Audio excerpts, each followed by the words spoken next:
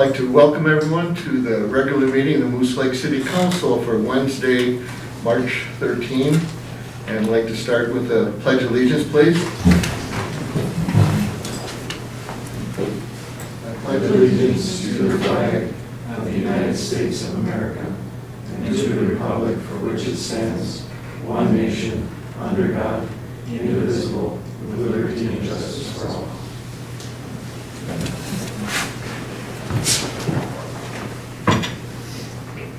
The next item is the agenda. We do have an addition, and that will be under new business 6L, and that will be frozen water lines. Also, we do have a few guests here tonight, so once we finish the consent agenda and the public comment, I will then call forward our visitors, which are under new business, which is 6A and B. So those will be moved up out of order, and then we'll continue with the regular meeting after that. So with that, the next item. Yes. With the addition, we have to do an approval agenda. Do I have a motion to approve the agenda? So made. Do I have a second? I'll second it. All in favor, say aye. Aye. Opposed, same. Motion carried. And at this time, I'd like to just do a thank you to the Moose Lake Fire Department, I should say the district, Mattawa Fire Department, the Carlton Fire Department, Sturgeon Lake Fire Department, the Barnum Fire Department, and the Willow River Fire Department. And did I say Kettle River? And also the Kettle River Fire Department for the response to the fire at the Moose Lake Motel. And also best wishes to the owners and the customers that were staying at the motel. My best wishes to them. And I believe the whole fire's out, Chief. Okay. Pardon? I will. And a thank you to the Police Department and Public Works. Thank you very much. Moving on from that, we'll go to the consent agenda number 2A, the minutes. This is for February 13, 2018, City Council regular meeting minutes. Do you have any questions or discussion on the minutes? Hearing none, do I have a motion to accept the minutes? So moved. Have a second? Any discussion? Hearing none, all in favor say aye. Aye. Opposed? Motion carried. Moving on to 2B, the financial reports. 2B1, this is the city accounts payable for March 2019. Number 2, the city financial statements for February 2019. Number 3 is the liquor store profit and loss statement for February 2019. Open for discussion or questions?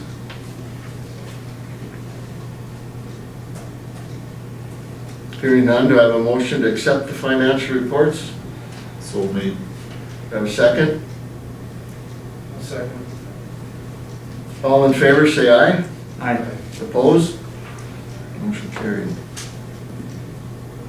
Under number 3, public comment, this time is reserved for comments from the public on matters not listed on the agenda. Please keep comments to 3 minutes. And just for information, the frozen water line was added into the agenda, so you don't have to come forward at this time. It's an item. Thank you.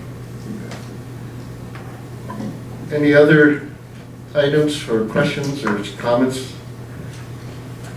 Hearing none, we'll move on then to, I'm going to bring up 6A, the Moose Lake School presentation. We have the superintendent, Bob Inhar, with us. Thank you. Thank you for letting me address the board here. My goal today is to kind of let you inform the city council as to why is the school going out for a voter approved bond? Why is this, why would we ever do this? We went out in 2014. and kind of give you some insight as to the process we went through. So I'm going to start my story with where we started, which is there were some things that were not finished on the project that got cut because of the last bid going a little bit over. One of the things was a parking lot, believe it or not. There was supposed to be another parking lot on the south end of the property that was going to be like an event parking lot for track and baseball and stuff like that, and overflow parking. I don't know if any of you guys have been into the school like on a grandparent day or things like that, but we have people parking on County Road 10 and we don't think that's a very good idea. And that was never supposed to happen because that other parking lot was supposed to be there. The other issue that we have is that the runoff, even though it was designed the way it was designed, there's too much runoff going across Konetska Road right now, and it floods that property on the other side of the road there. The county has approached us and said that we need to do something about that. So we are looking at that parking lot and how do we go about diverting the water, making, and solving the other problems that we've got. So we started there. Schools in general have to go to the public to get additional money. They have to bond for money. There is one tool that we can use that we don't have to go to the public, and that's an abatement bond. And the first page that I want you to look at is the first page. I'm just going to use $100,000 every time so we can be consistent. So we started our story with this. Okay, well, if we were going to do a parking lot, we've got a value of $750,000. We can go out for an abatement bond. It's going to cost that person $26, for that bond. Okay? And then we thought, what would happen if we went out to the public and we just did a voter-approved bond? Because typically they're cheaper, they're a better value for the taxpayer. But the tricky part is, of course, you have to get the voters to vote yes and pass it. Well, in the process of doing this, unbeknownst to us, we still have the availability to get the state aid that we got before, and we did not know that that was the case. So when we did this, if you look, you're not going to understand the three, basically there's going to be two questions on this ballot, but let's just look at question one for a second. We can get $3.9 million for $11. And then if you flip back to the first page, you'll see, oh crap, well, they can only get $750,000 for $26. So then we're like, okay, well, you know what, there was a lot of things that did not get finished on that original project. We can go one way and we can get a parking lot done, or we can go a different way and take a risk and go up to the voters and say, okay, we can almost get $4 million for much less than we can get $750,000. Now, there's a little caveat there, and it's not apples to apples because an abatement bond is 5 years and the voter approved is 18 years. But if you do the math, it's a very good deal for us, and we get so much more done at the school. So, the next page is basically how the bond is structured. I don't really need to go into that. It's basically an 18-year bond if we're doing a voter-approved bond. But the next page that you've got is a picture of the facility and what we would get for the $3.9 million. The big things are the parking lot. We always had it in there that we want our cross-country runners to actually have a trail, and that got cut in the original project. Instead of them running down County Road 10, we were looking at putting an actual trail out there. It could be used for science, cross-country, and cross-country skiing. We had a locker room down there, kind of like a concession stand locker room area down by that football field. It is actually needed because I can literally not house the football field in the locker room that I've got. So that would be part of this bond. One of the things that's a big passion for many people is the ECF playground. That's probably the number one thing I've heard since the building's built. How come you didn't build that ECFE playground? That would be part of it. And then, of course, seating for track and baseball. And then there was a softball field there. So, and there's other little things there. You can read what they are, but they're not, the big ticket items are the ones that I highlighted. So instead of just getting a parking lot, for essentially or close to the same amount of money, I can get those things that are listed there. And so what we did then is we went and we went to the public, we went to the staff, we had meetings. I've talked to Tim a couple times about, what we're doing. And the next page is kind of our plan. I've been working with the city, or the school's been working with the city, because I think we all have an interest in developing some of that land on 73. The school owns the land, so we came up with a plan. One of the things that we started talking about is what would happen if there was a sports complex out there. It came up in conversations with the community that, well, if you're going to put one softball field in, you guys are looking, I believe you're looking at maybe moving your field that floods all the time to a different place. This could be a place where that could happen. And like if we work together on this, the monies that I'm getting are basically 2 for $1. That's basically what we've got. And this might be a good community green space sports facility. And that's going to basically be question 2.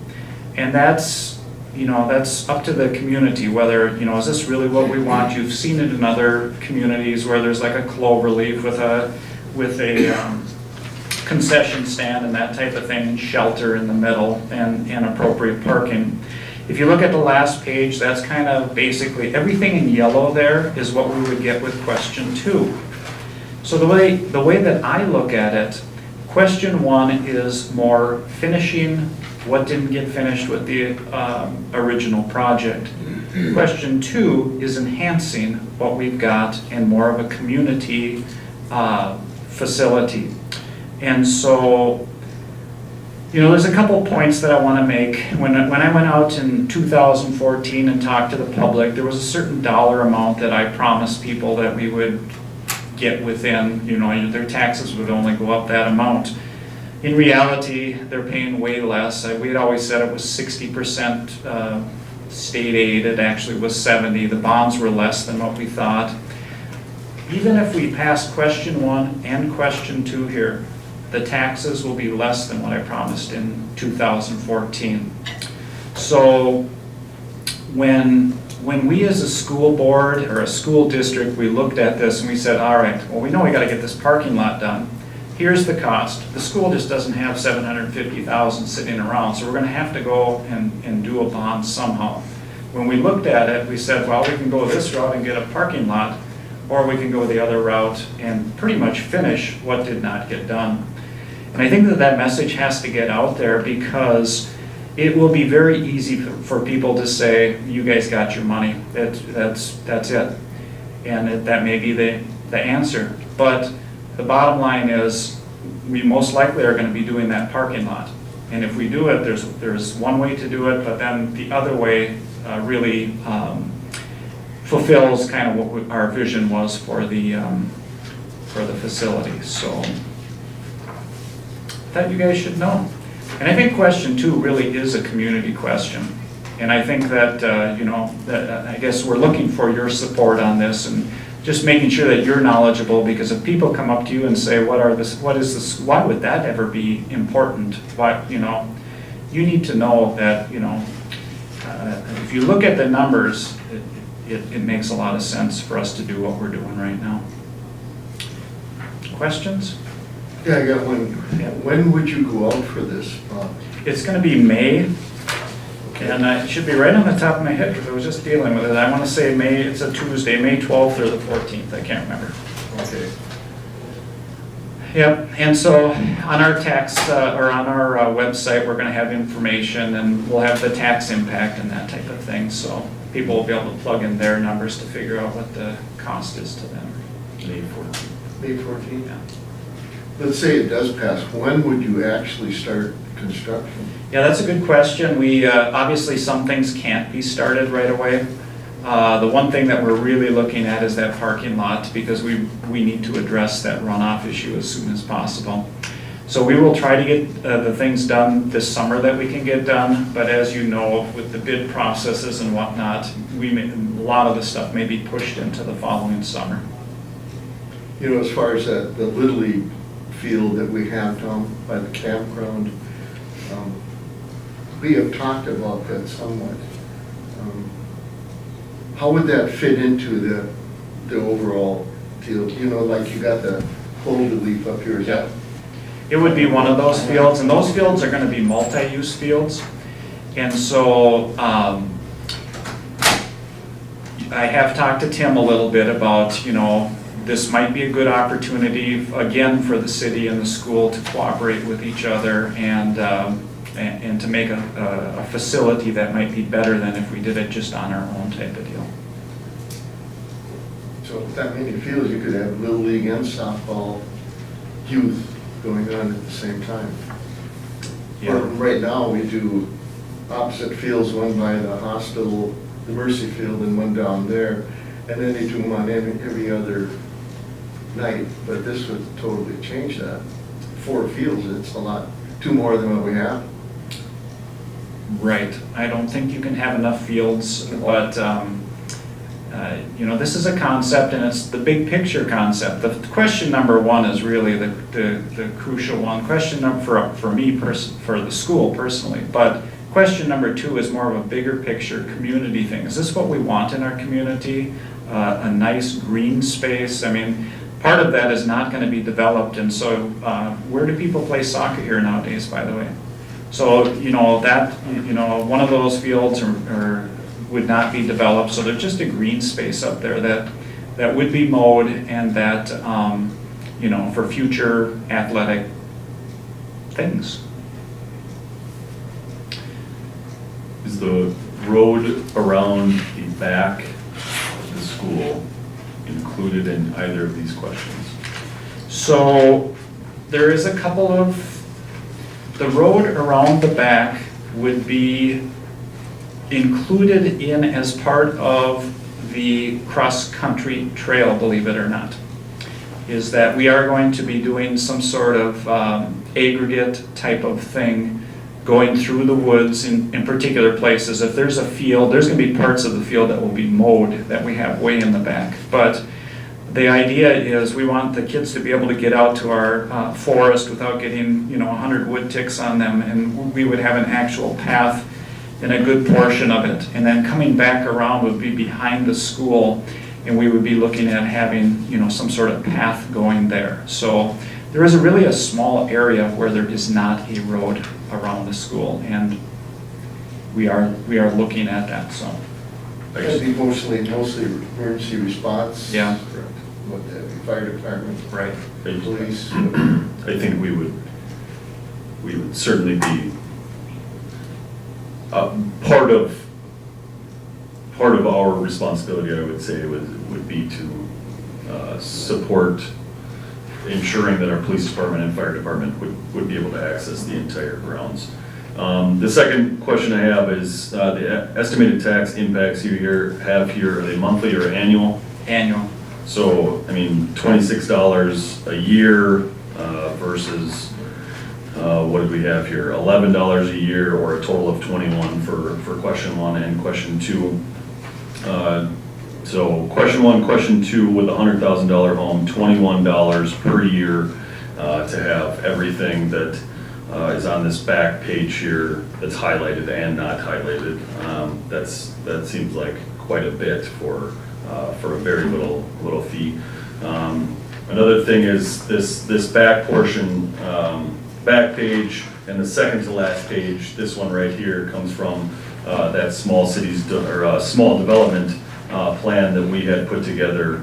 And I can't stress enough that the value of the land, the value of developing that land is certainly greater with ball fields, with trails, with a cross-country trail, with all of these features in our community. I think the development back in that area becomes a lot easier, quicker, more valuable with question 2 passed along with obviously question 1.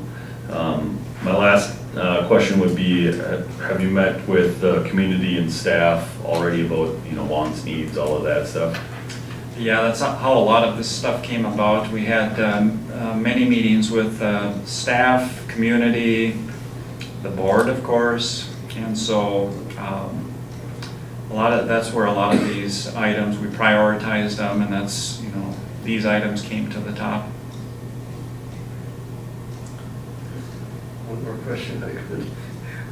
When will you do, like, community outreach on these projects, like setting up, have you set up specific dates yet, and where? To what, inform the community? Yes, the advertising and, try to Yeah, and so, educate everyone. yeah, I'm getting a little anxious on this right now because I know when the vote is. It's a month and a half away, and I realize that the citizens really don't know what we're doing at this point in time. But it was kind of difficult in the fact that the board just passed the resolution that we're doing this about a month ago. And so the group that we have helping us with this is ICS, and they're going to come out with a plan for us to get this out to the community. And I think March 25th, I was talking to them today, March 25th, you're going to start seeing a lot more stuff coming out. So, yeah, okay. What would you like from the city council? Is it anything just informative, or what would you like? So what I'm just looking for is, hopefully this made sense to you as to what we're looking at. I mean, I think you can see I've got one path to get the parking lot in, and if you look at the value you get with even both questions versus just the one parking lot with the abatement bond, you can see why the school board's taking, it is a risk. We're going out there, and I'm guessing you have heard things about why would they ever do this? They got their money, but it is I believe it's a very smart move right now to do, and hopefully it does pass, because I think financially it's a good thing for our taxpayers. Over half of it will be paid for by the state, and most schools don't get that, by the way. So we have a big advantage, and we can help the city out a little bit on the field portion, and the fact that we can develop a field a lot cheaper than normal. So. I got one last one, which Okay. you triggered a question with me on this. When does that state, kind of like for 1-to-1, doubling, when does that end, where you could not? It ends when the bond ends, so, but the longer that you go, the less advantage that you get. I could show you later on how that works, but the bottom line is we had a 20-year bond. This is an 18-year bond that we're looking to add on to, or to attach to the bond that we've already got, so that's why we're able to still get the additional aid, which is a good deal for our taxpayers. Will this be the first time it goes out to the Star Gazette also? I think Lois has heard this one a couple times, but yeah. Don't you read the paper? Well, at this depth, I don't know. I Yeah. don't think it was. Yeah, very good. Well, thank you very much. Thank you. Moving on in our agenda, this is 6B, Mercy Hospital, John Lund presentation. This one's on the table as well. Thank you, guys. Apologize for not getting a digital copy ahead of time. Next year we'll get that to you. Thank you. As you know, we just finished our fiscal year at the end of September, and auditors went through the books, and we recently finalized everything. So it's a good time to come in and visit with you guys. For the fiscal year 2017-2018, Mercy Hospital has a positive bottom line of 1.9%. This does include non-operating revenue, so that's from interest from investments such as our stake in CMDI, and then also the tax levy. And these dollars are used primarily to invest in equipment for patient care, maintain competitive wages for our employees, and develop new services for the communities we serve. Mercy does take our responsibility to provide great healthcare services to our communities very seriously. Some of the advancements and accomplishments that we've had in the last year, including Mercy saw dramatic increases in our pain management clinic. And part of that is we have 2 CRNAs. I mentioned last year that they were 15 in the nation doing this. And they went through the University of South Florida to do this. And actually, they're writing a book on this whole process. It's very cutting edge that we're having these staff members, the CNRAs, do this, especially in a rural setting. So we're really proud of the work those guys are doing. Mercy also, in part of our strategic plan in expanding our existing services and adding new services, we welcome Dr. Daniel Hansen, orthopedic spine surgeon from the Minnesota Spine Institute. And this isn't so much reflected in this last fiscal year. I think the impact will be this coming fiscal year, 18 to 19.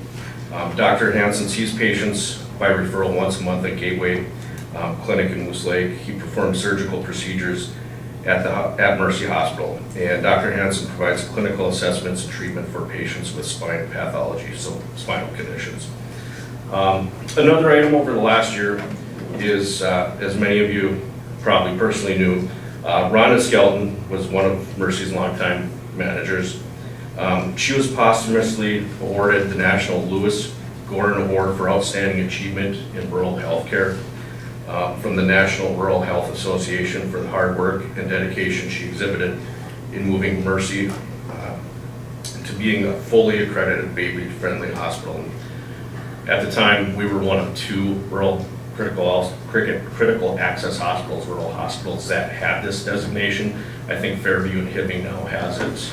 Recently they announced as well. So it was great to see her department kind of follow through on this. This is something that was near and dear and years in the making for Rhonda to do this. And it was great to see that, unfortunately posthumously, but she was awarded for her efforts.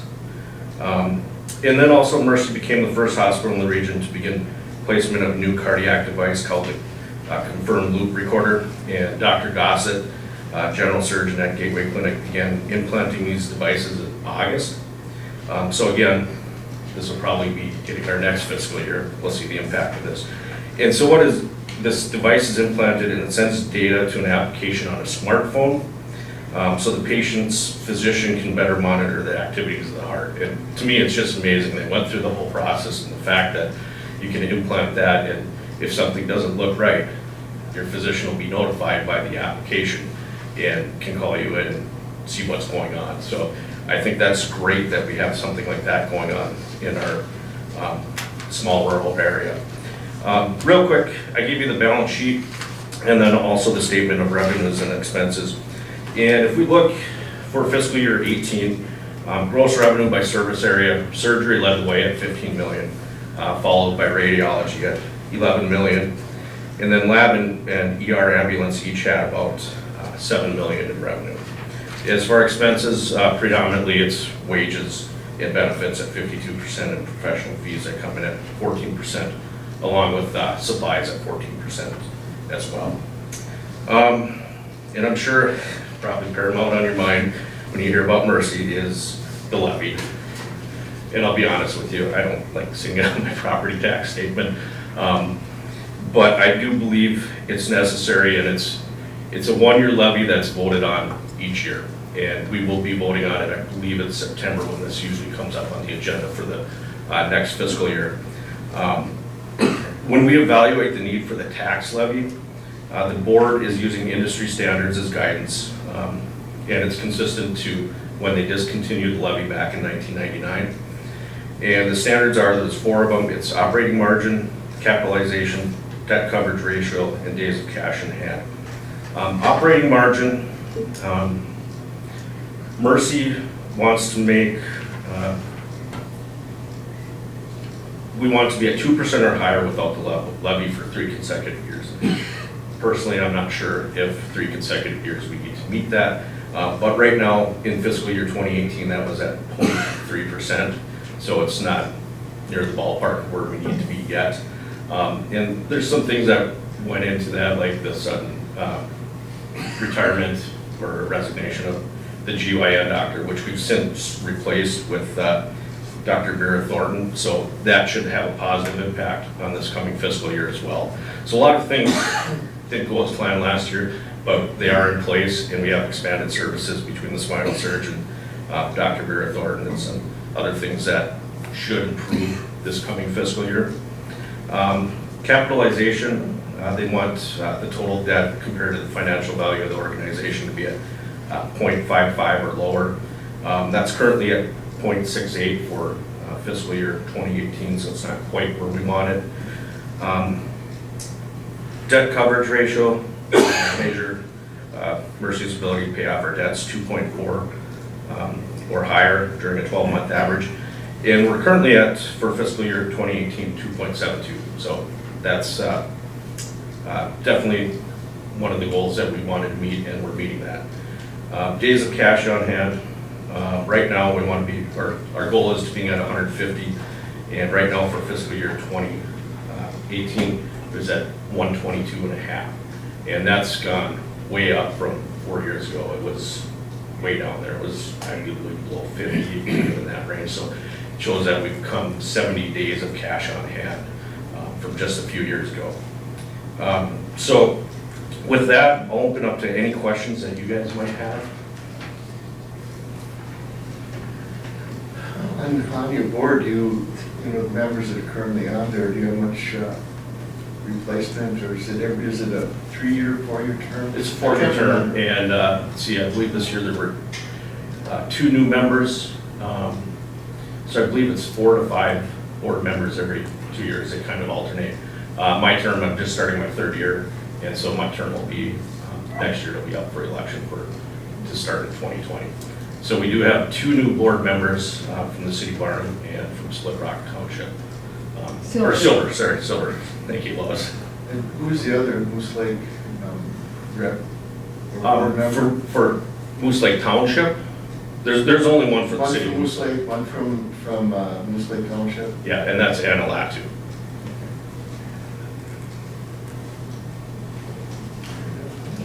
I have a couple things. Sure. First, I think it would, obviously, we would respectfully, I guess, request that you guys take a look at the levy. I think that's the first and foremost on our mind.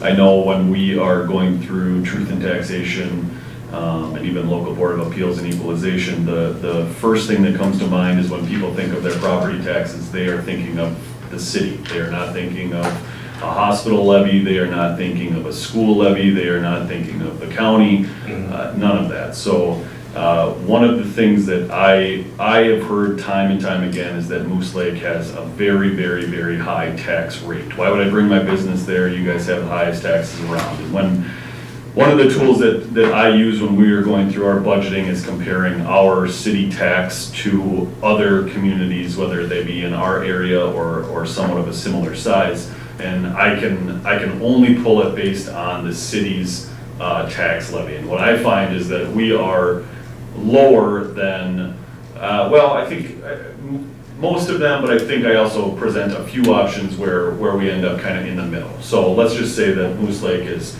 roughly in the middle for city government. I think that's right where we want to be, especially considering the number of services that we provide in Moose Lake, which I believe is very high.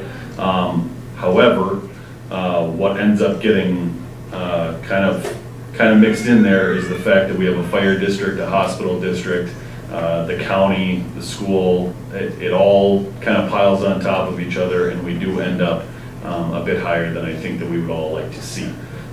So I guess I would request that you guys do take a good look at the $500,000 levy. The second thing that I would ask, I think we brought this up last time, is what's called a pilot. It's a payment in lieu of taxes. I think similar to some other instances that we don't need to bring up right now, I think the hospital is certainly a user of our police department, of plowing with our public works department. I think all hospitals in general are looking for healthier communities and healthy alternatives, and we certainly have a number of parks and trails and options for healthy living. All of this is not contributed to, at least through payment in lieu of taxes, by the hospital. Certainly I would say that the hospital, along with the prison, MSOP, and the school are obviously large entities within our community with some of the highest value property in Moose Lake.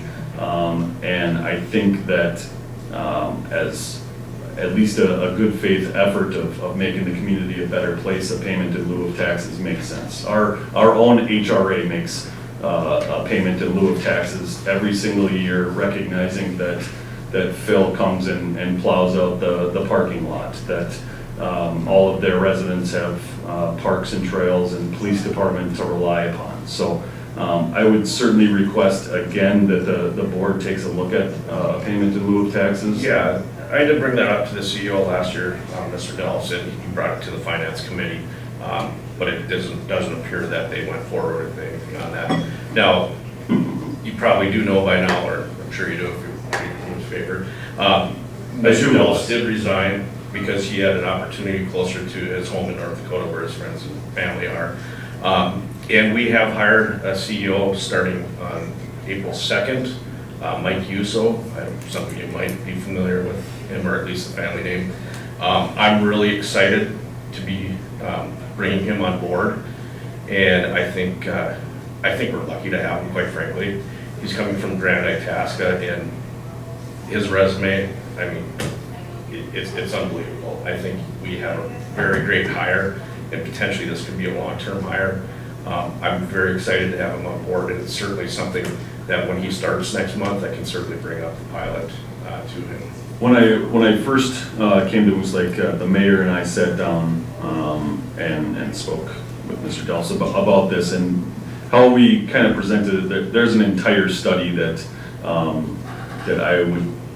I would suggest maybe skimming rather than diving too deep in. And I would love to once again sit down and go over that with the new CEO and basically describe how it's more about a benefit to the community than it is for just the city looking for money out of the hospital.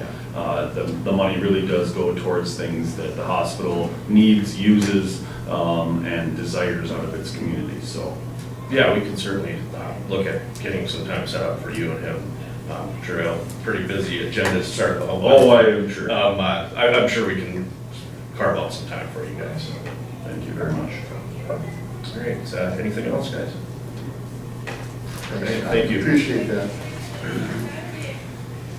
We have two other guests here, and I think that is way back on 6L, which is probably an hour away, so I think we'll move you up to now, about the frozen water line. I'm here for the ride, so whatever works for you guys.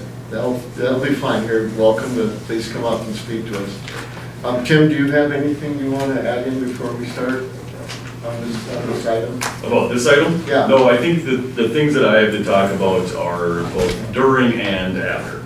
Okay. For those that all don't know me, my name is Craig Stevens. This is my wife Andrea. Thank you for taking the time to listen to me. We live in 926 Newberry on Southtown. We've had a water main freeze up for the third time in the 20 years that we've lived in the house. And I'm basically petitioning the city council to find out after 20 years, what are we doing to fix it? Long story short, I've got a presentation from my neighbor to the south, who's presently the reason I can flush my toilet and take a shower. And I've talked extensively with Tim and with Phil about the problem. And I came under my own opinion that I would like to see some, I do understand parliamentary procedure to a point, and I understand how the city council has its procedures, and I don't expect something happening tomorrow.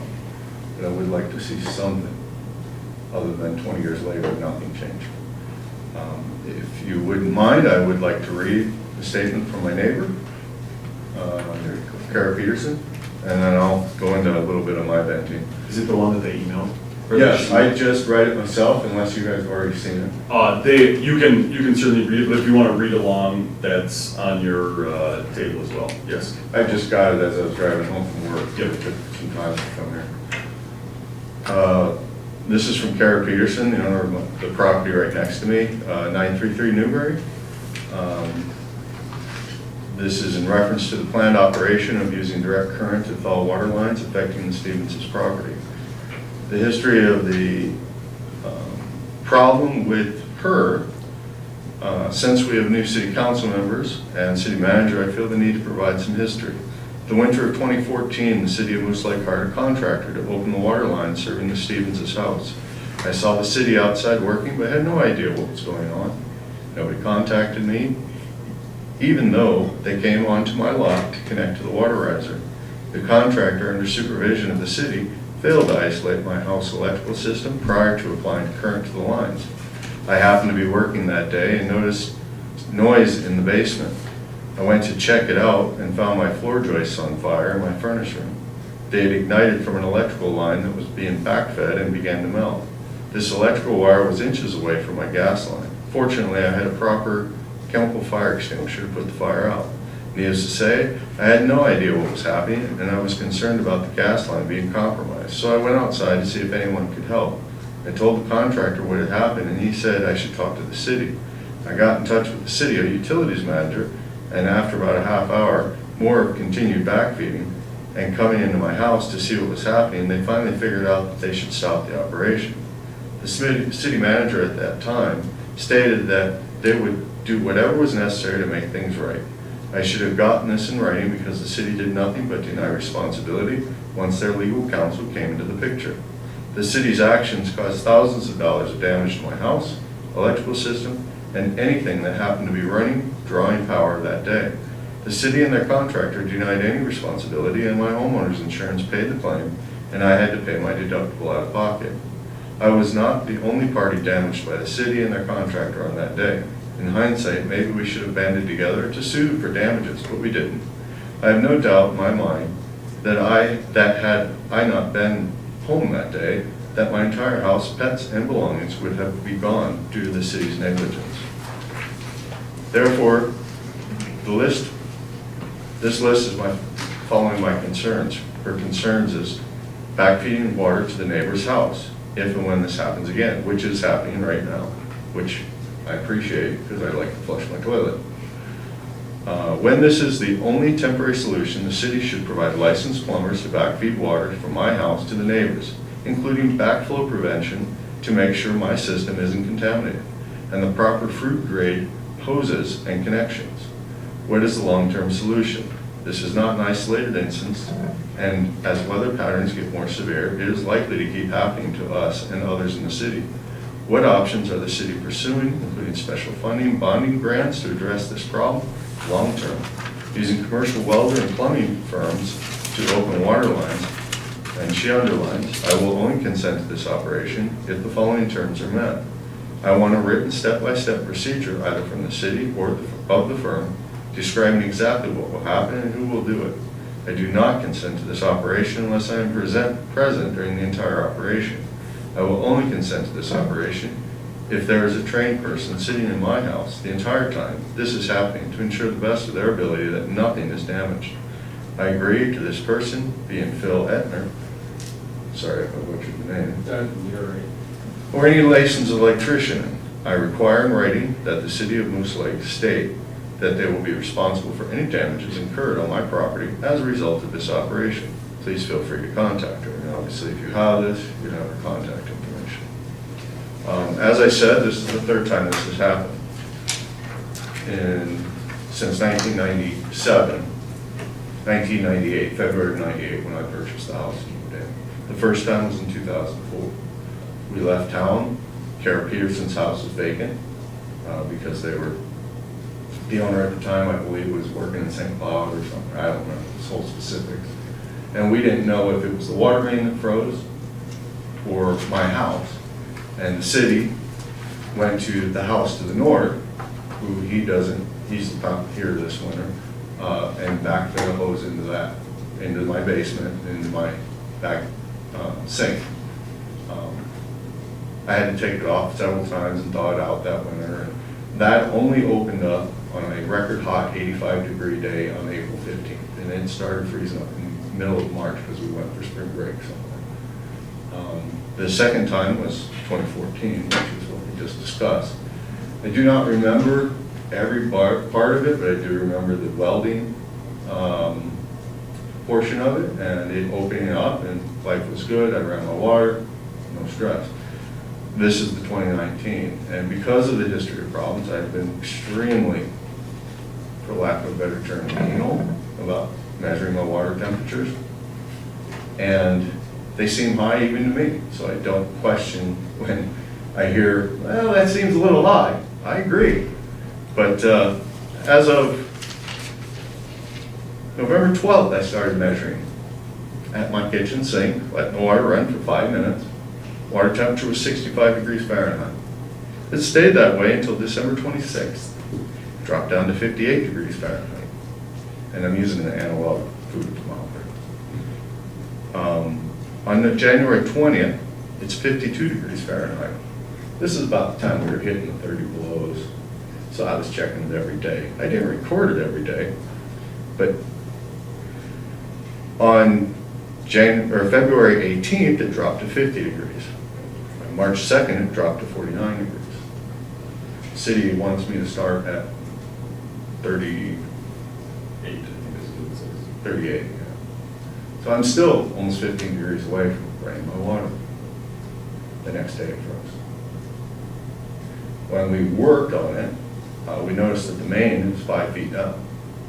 So the city is the one that inspected the property.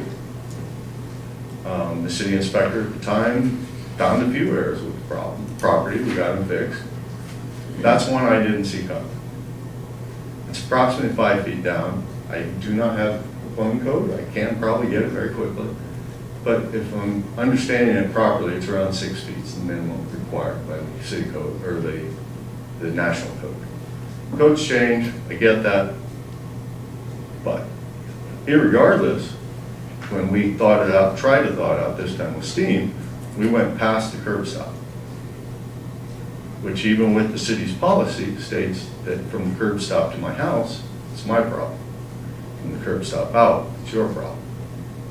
So even if I take the time to dig up 5 feet or 5 feet down on probably about 50 feet, I'm using round numbers here, of my property out of my pocket and insulate it, I still wouldn't solve the problem. So I'm looking for help. I understand there's about 50 properties within the city limits that have a very similar problem. So I'm seeing a bigger problem than just little old me. And so I asked Mr. Peterson for a generalized list of those people and a cost estimate for this repair so that I could present it to the board, or he could, however we work it out, so that we can get a cost estimate. Because nothing in government changes until you have a cost estimate. And you have to have a squeaky wheel. I'm the squeaky wheel. So, in the near future, I was hoping to sell my property. Mainly because my kids are now gone. And a couple of you know my kids. So, I don't need a 4-bedroom house anymore. I would like to downsize. I've never sold a house before. I've been in that property since day one. But I'm a very honest person by nature. And when I go to sell that house, I will have a hard time living in the same community with people knowing that they're just sitting on a time bomb. And every one of my neighbors knows my problem. And most of the city. So am I going to get my money's worth out of it? Probably not. So, with that being said, as I said, I'm not looking for an overnight solution, except for maybe welding, which is something we're going to discuss after this. And obviously it had a lot to do with that statement there. And the challenge of that, I do not want to burn down my neighbor's house, or my house, or anybody else's, and I know the city doesn't. I work in the facility side of the world, I get it. But I also like to flush my toilet.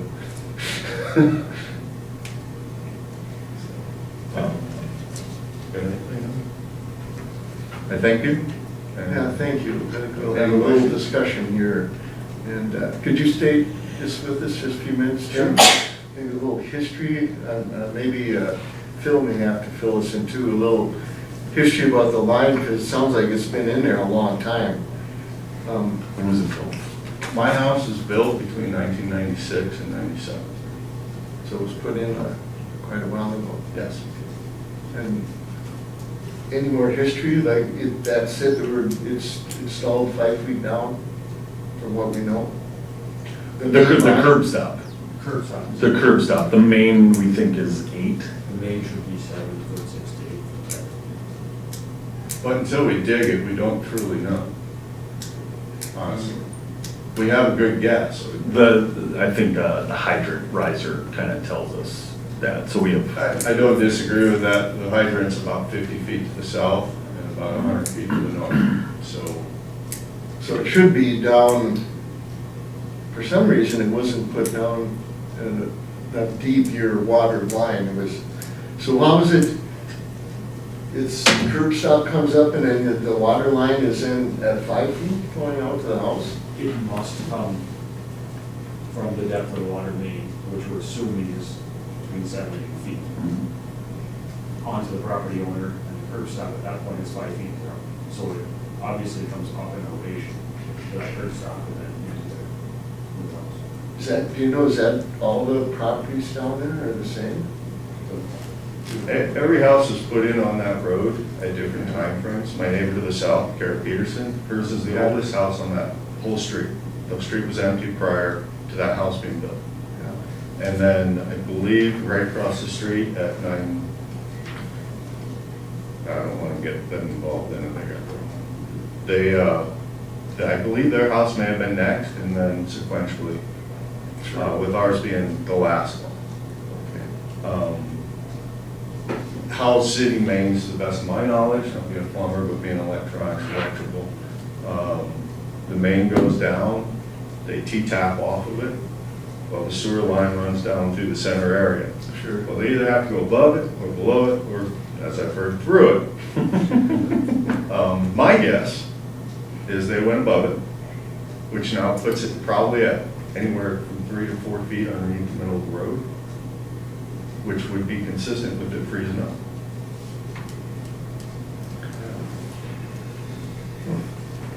so I have a couple thoughts, some answers, some more thoughts. First, he asked for a list of properties that are similar, and I think we were at just under 60, correct? You asked for an estimate, which I can't get you a written one because basically we need to wait for summer to get quantities and stuff like that. Totally understand. So where we're at right now is we're at about $6,000 from the main to the curb stop. So when I look at this, just take 6,000 times roughly 60, you're talking about $360,000.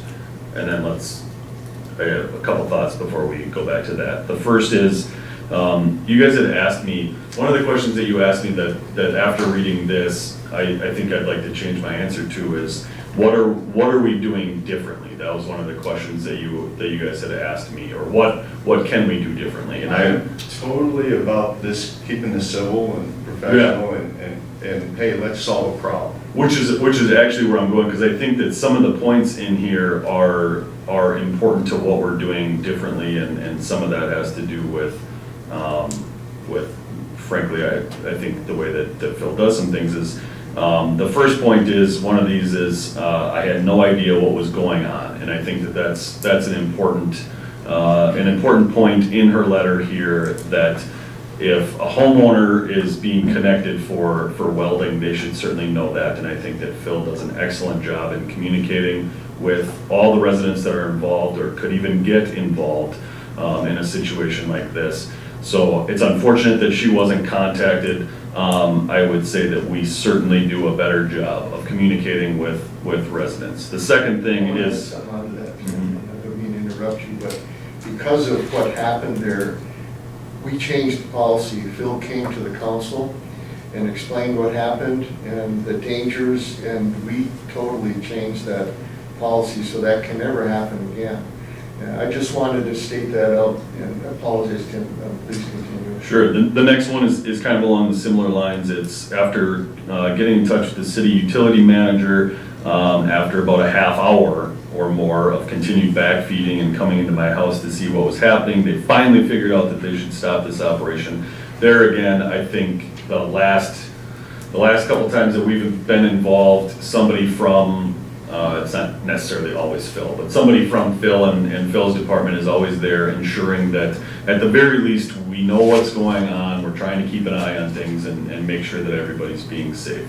The next one is, the contractor under the supervision of the city failed to isolate my house and electrical system, which, that's not necessarily something that we're doing differently, but I would say that that is something that is different in the electrical code now. So we talked a little bit about plumbing codes, but the electrical code is also kind of an important piece here. Homes that are built today are not allowed to ground their homes to the water main. And this is one of the reasons why, most of the time it's lightning is the reason why, but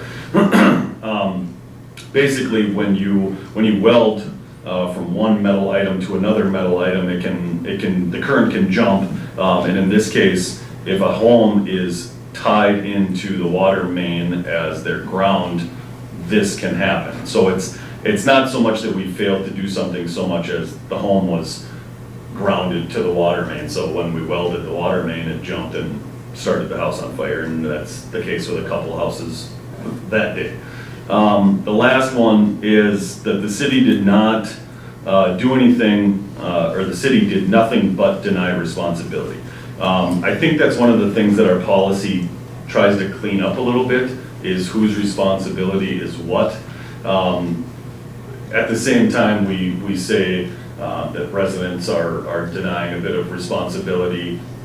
This case, we were denying responsibility, or at least she says. The policy is there to try to clean up a little bit of responsibility. And that's the important piece with this story, is that this frozen water line is our responsibility. It's in our main. I can't necessarily say that we're gonna go along with all of her concerns here. For example, we are not going to write a step-by-step procedure, and the firm that's doing it is probably not going to either, because there's not necessarily a step-by-step procedure to doing it. The second thing would be, I mean, Phil or his department might be there, but I can't guarantee you that he's gonna be there the entire time. And then the last piece is requiring that we will be responsible for any damage incurred on her property as a result of this operation. There's a number of different things that could go into that, and I can't really foresee us signing a piece of paper that says that we're just gonna accept responsibility for anything that happens. I will say that so long as the contractor is licensed and bonded, which the ones that we're using are, we are saying that it is our responsibility to get the water main thawed out. So it would certainly be between us. We would not leave it up to this homeowner in this case to just try to figure it out with their homeowner's insurance. But at the same time, I can't necessarily sign on to do this. Now, let's go back to the first piece, which was the number of properties and the cost estimate, which I think is kind of where we're going with this, is what is the long-term plan with this. And not a great answer, but I cannot ever suggest that we go around and start fixing these 60 service lines. Our job with the CIP that we're putting together, our job with all the money that comes in and out of the city, is to use it the most effective and efficient way for all of our residents, which both of you are our residents, which is in this case unfortunate that I'm saying this to you, but I just can't see us digging up individual service lines at $360,000 total, rather than doing an entire stretch of road and fixing water and sewer mains that are 60 and 70 years old, that are in desperate need of our attention as well. If there was enough money to do all of this, we would both love to do everything. But I think that we need to prioritize entire stretches of road and water main and service lines, because I can guarantee you that there are service lines that are similar to this on roads that are gonna come up on our CIP. So that's kind of where I'm at. Jim, could I make a suggestion Yes. on that side of it? We discussed that. I'm not looking for because I understand the roads and situation here. I'm not looking for a solution to go around individually. I'm looking for pricing individually and prioritizing priced individuals, figuring them into the master plan as to when it can be done in a more efficient manner, because I'm paying a lot of money, in my opinion, on taxes in this city. And I can move across the street and be in the township and cut my tax load in half. So I'm not volunteering to, add to my tax load either. But to prioritize the work, seeing where you can do it, and start pegging away on it. 1, maybe 2 a year at, what was the individual cost? $6,000. $6,000. So for $6,000, I can't flush my toilet. That's not cool in the modern world. I served in Iraq and I could flush my toilet. I mean, it just doesn't make sense. Do I expect it to be done this year? No. Do I expect the city to address it and start figuring a long-term problem and figuring out a long-term fix instead of 20 years down the road being standing in front of you again? Yes. So how it figures into the master plan, I'm sure there's worse properties than that. I have no doubt in my mind, because I've heard the stories. Maybe mine isn't the priority, but we need to start doing something other than. Well, next winter we'll spend another couple $1,000s to thaw that one out, times 50. Did we just pay for one service? Well, I think you got our attention today, That's my intent. and we appreciate that. One of our questions too was how we fell through the cracks. We talked with Tim yesterday about, we weren't notified. He said they sent like 50-some flyers out, but we didn't receive one. And in the past, I don't know who, but somebody would either put one in our door and we'd come home from work and find it, or they'd call us, or this year, nothing. And it's like, how are we supposed to know when we're supposed to run a pencil thin line of water? I think- know these things. I think you guys got up to like 30 flyers, and that what Scotty said today. Yep, I think went out last week. Yeah, so we had started after the last cold snap of going door to door, and one of them that froze up, that was also on our side, happened like a day after we gave them a flyer. So I mean, I'm not sure exactly the order that they're going out and doing it. I'm just saying that it's not as if they weren't going out trying to get the awareness out there. The second thing that I would say is, I think you've stood up and said the same thing about this frozen policy at city council meetings for the last 3 months. 3 months. I'm gonna do it again. So, I mean, it's not necessarily that we're not getting the word out. I just think at a certain point, it's tough to get out and get a hold of 60 people when that's on top of everything else that needs to get done that day. Is we don't have anybody that just goes door to door to get that stuff done. So there's no, and the final piece is there's no exact science to this. It's not like we can tell you March 1st, yeah, you got March 1st that's the day to start running it. But when you've been through this, I would start March 1st and run until June. Well, I think 2014 was way earlier than March. 1 month earlier. 2014 was February. Yeah. We can appreciate what you've gone through, and we understand that it's not the first year that we face these kind of things. Awareness sure helps, and we're going to continue to make efforts, every effort that we can to not only notify people, but to solve this short-term and long-term. Everything would be great if we had unlimited money, but everything gets prioritized. Like I'm sure none of us on the board knew that your water line is 5 feet below ground. I didn't even know that until last Monday. Yeah.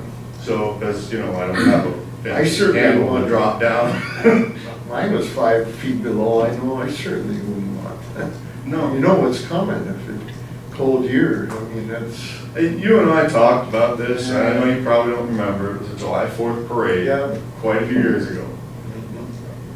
I understand, but I firmly intend, I don't really want to take as much time off work to get here at 4 o'clock every month, but I firmly intend to be the squeaky wheel for the foreseeable future until I see some. If I may, Mr. Mayor, yes, sir. we have that strategic plan that you're talking about. We just started that with the roads, the sidewalks, and the infrastructure. Did these properties get put into that as far as the rating system? And if not, I believe that we should have time to add these properties in to make sure that things are prioritized.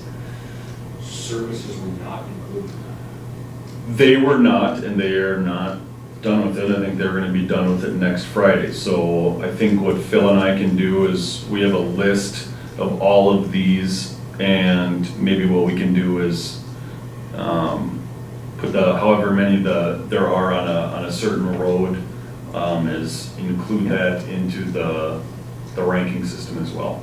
So that nails what you're talking about right now for a long-term strategic plan that we already have been working on, but it's good that you noticed that that wasn't part of it. And we have the addresses already, so.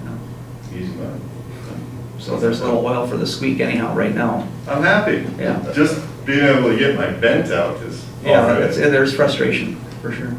That was another, initiative that started a couple years ago, that it took a while to get the city tax passed.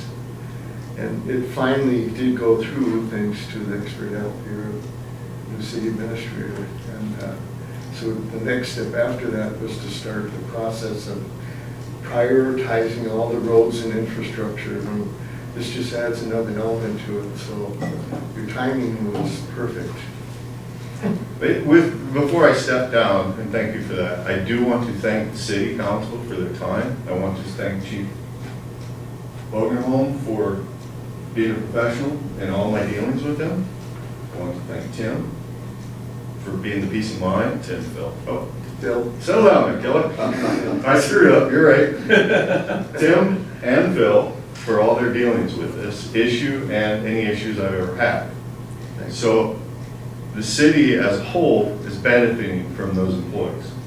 So there's no hard feelings that side of the fence, because I do believe that everybody is trying the best they can within the constraints they have. I'll let that go. Thank you. All right? So Thank you. just continue that when we get this ranking, then you can find out where your street ranks as well. I appreciate that. Okay, Thank you. thank you.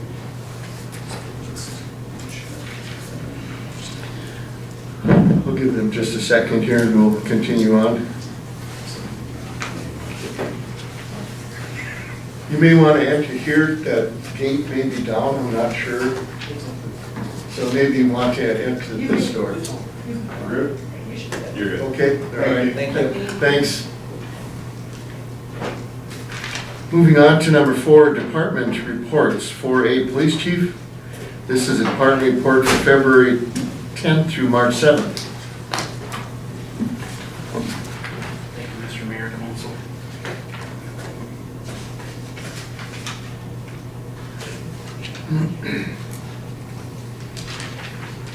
You may notice our calls are a little down this month. It's a short month, and Kathy had to do it several days early due to the fact that she had to work in Carlton for a while using their computer system to fix some of our reporting to the state. The good news I want to report is that last Friday, George Mack was sentenced on a charge of attempted murder after the attack at the MSOP, sentenced to 20 years, and probably one of the quickest cases I've ever seen go through the court process. The county attorney was just very happy with the way we put the case together, and was already appreciative of our professionalism. So hopefully that'll give a peace of mind to some of the employees at the MSOP that we do take this serious, and we definitely take pride in the work that we do and do a good job. Working on the interview room, the fire department was able to get all of their items out of that room. So we're working on first getting it carpeted to help with sound deadening, so there's not so much echo in the room. And also working on audio, video feeds for that room. We hosted Triad this month at the Moose Lake Police Department conference room. It was well attended. Officer Jungers gave a presentation on the ALICE training that he's been doing at the area schools. It was very well received. A mandatory training coming up in a couple of weeks, taser usage and firearms qualifications. Hoping the snow will be down enough to get into the gravel pit to shoot. Might have to plow our way in.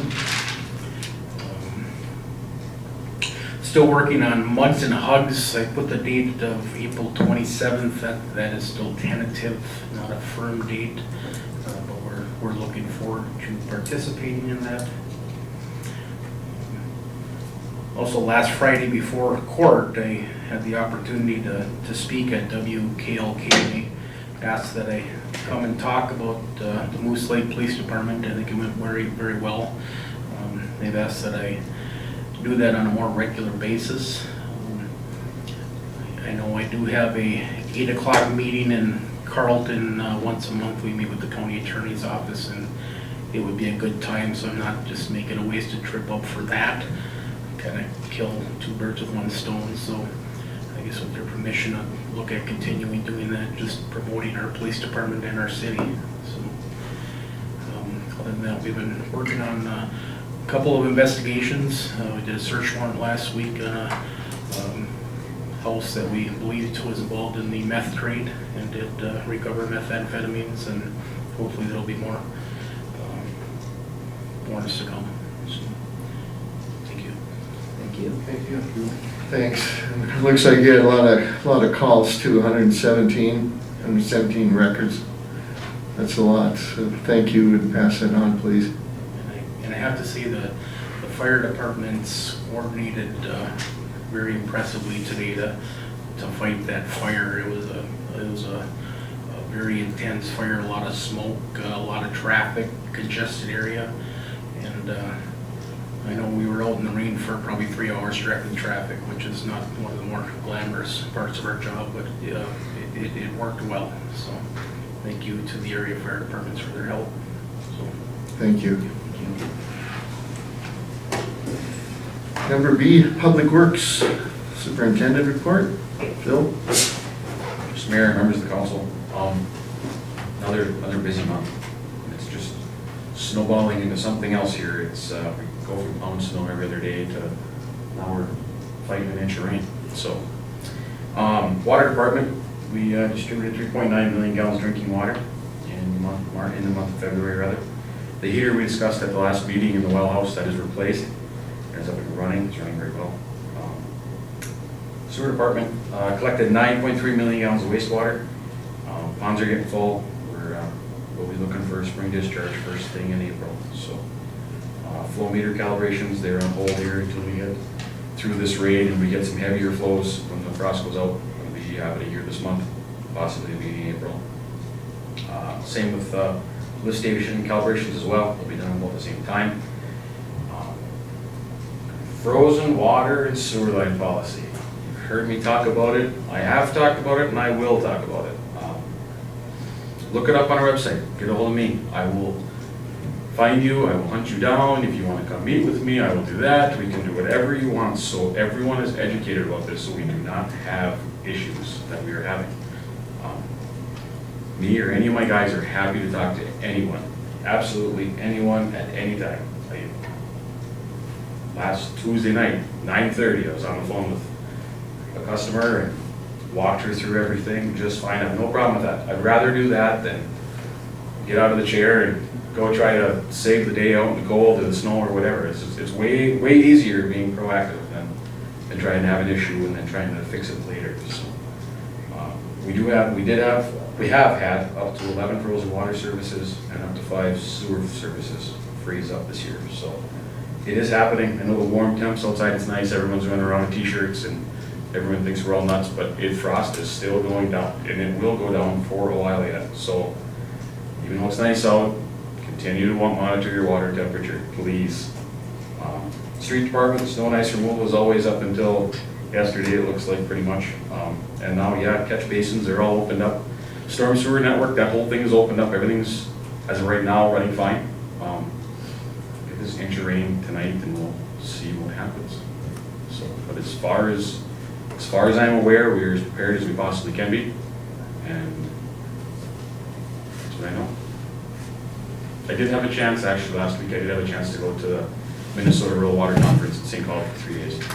And that is such a, I mean, every time I go down there, I hate going down there because I don't like missing 3 days of work, but it is such a wonderful organization to be part of. We are very blessed as a city to have an agency like that to be a part of and reach out for those resources.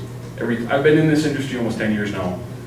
And yeah, I'm young and everyone thinks, probably think I know everything, but I don't. But I tell you what, I've seen a lot, I know a lot. Every time I leave down there, I learn something. Every single time. So you're gonna hear a lot of that Minnesota Rural Water stuff, and my hat's off to them. They are a wonderful agency, and it's a good thing we're doing by being involved in them, so. Fantastic. That's all I have. Good job. Pass that thank you on to the guys too. Well, thanks. Appreciate it. Moving on to 4C Technology/Library Report.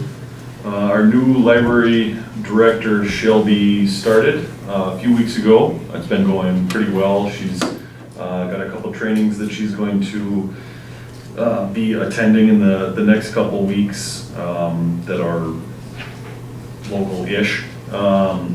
She's been mostly just learning from Nina and trying to get a good grasp on what's going on. She just met with the library board this week on Monday. So got to meet all of them, go over a couple things. I think she's doing very well so far. Fantastic. Questions by the council? Very good, thank you. Glad to hear that.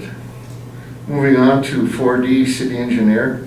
The two big things out of this are the capital improvement project and the assessment policy. The first one is the capital improvement project, which, as I said, will be done. I can't remember if we talked about this Friday or next Friday. And basically what I will do is I will send that out so that you guys have a couple weeks to review it. And they are planning on attending our April council meeting to go over kind of the whole project and have you guys provide input back to them. So look for the email, review the list. If you do have any questions prior to the meeting, please let me know and I can send them on or try to answer them. But we will have that to you a couple weeks before the next council meeting. The other thing is the assessment policy that we had talked about at the last meeting. They came with three separate drafts, and each city kind of handles it a little bit differently. I'm going to go through all three of them and try to figure out what one of the maybe the better path through those are. Some fit kind of different ideas than others. So there's one that we will probably mostly use, and then kind of steal ideas from others. Once I bring that back to the engineers, they'll put together a draft that we can bring forward to the council for your review. Very good. Okay. Quick, any questions before we move on? Hearing none. You had one to mention maybe? No. Not yet? Oh. Saving that for special. That's down here under 5 feet. All right, thank you. Moving under 4 to 4C Chamber Commerce updates. Lois, thank you for being here.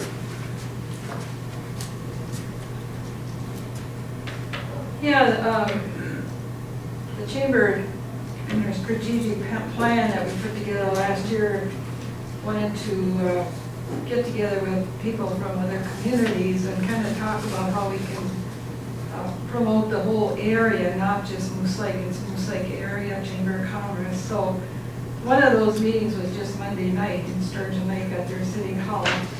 And they had quite a few people there. I wasn't there, but Tia Rutkowski, our president, had sent out an email with the things they talked about. And there's people there from Sturgeon Lake, from Willow River, and from Kettle River, as well as Moose Lake. And there was a local business owner also. And she kind of gave a rundown of some of the things that they talked about that's going on in each community. And it was a very, very good meeting, she wrote. So all of this communication is really good, so we can cross-promote each other's events and things, so. Other than that, we're up and running again with another year where we've elected the same officers we had before, so.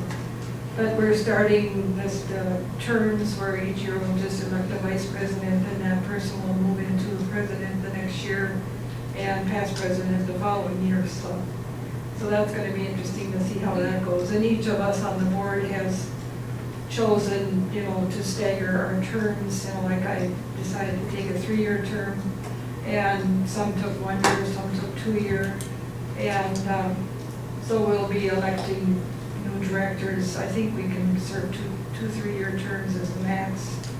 So that's all part of the strategic plan and bylaws change. And our upcoming event is a Business Expo on May 18th at the arena. That's probably I think it goes from 9 till 1 p.m. and there's still tables available for any business that wants to get one and let people know about what they're offering. Any questions? Well, thank you very much. Appreciate it.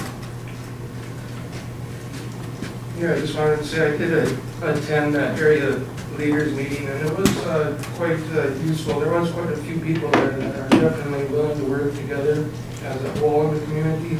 There wasn't any great breakthroughs made in there, but for being the second annual meeting, I thought it was a good thing to be able to bring all of us together as a whole and work on our problems, because these towns all have similar problems.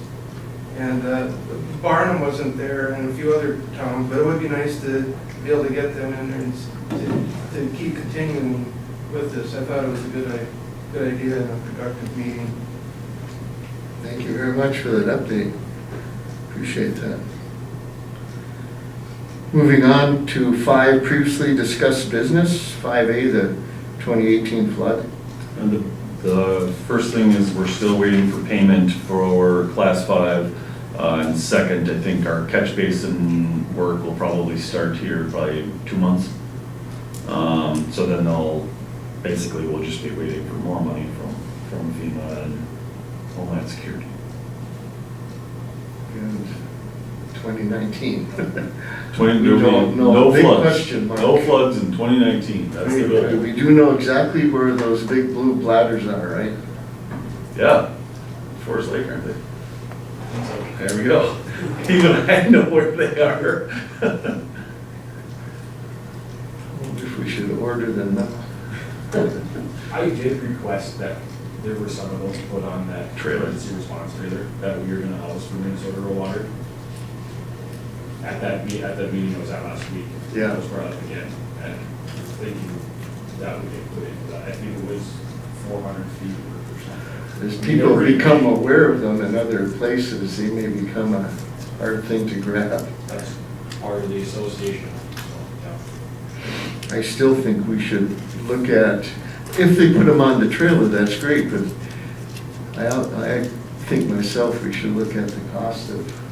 They were expensive. We did, then we looked at it, but They were just crazy I can't expensive. remember what they were. Yeah. Okay. Tim said it's not gonna flood in 2019, so. I like that. You're welcome. 5B, Safe Routes to School application. On your table is a letter from the Minnesota Department of Transportation. We were notified today that we have received the $300,000 that we requested from Safe Routes to School. So that's good news. We're now up to $910,000 for this project, which is about 75% funded for this project. We'll be filling out one more trail grant, which is later in the packet. We have a resolution for that that we have hopes of getting as well. And then there's a couple of organizations that we will start to meet with in maybe 2-3 months, something like that, to try to finish up funding this project. But as it stands right now, 75% of it is paid for without any taxpayer, any residents, taxpayers' dollars, which is great. Now, the Safe Routes to School, is that money given now or wait until the 2021? It's the same project year as the local partnership program funding was for. Fantastic. Thank you for your efforts. Good job. I know that the whole district and city are gonna enjoy that. Hope so. It's just one more step to get the full trail in. I mean, that's, just for the school itself, though, is fantastic. Thank you. Moving on to 6C, the 2019 WWTF capacity. You skipped the local board of appeals. I don't know why you did that. Did I do that? I did. 5C, local board of appeals and equalization, April 4th, 2019. Just a reminder, be here April 4th, 2019. I can't remember what time it's at. I don't know. Is it at 10? It's the morning, yeah. 10 o'clock, right here, local board of appeals and equalization. We do need a quorum.